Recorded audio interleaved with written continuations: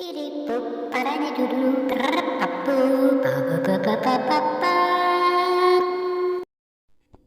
watch Rocky and Bullwinkle, and then you drive your car, what, a couple hours? You come home and you order our food, and then you play those stupid Tito Puente albums until 2 in the morning. Tito Puente is going to be dead, and you're going to say, oh, I've been listening to him for years. And I think he's fat. Right. And then you watch movies until dawn.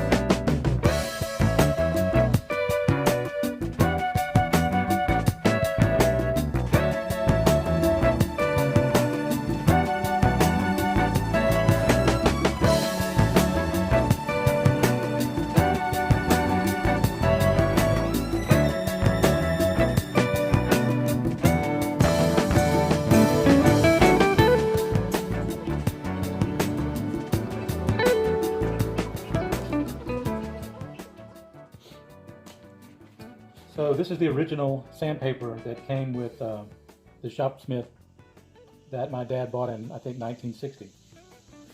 This is all the original paper. We've only used a couple of them.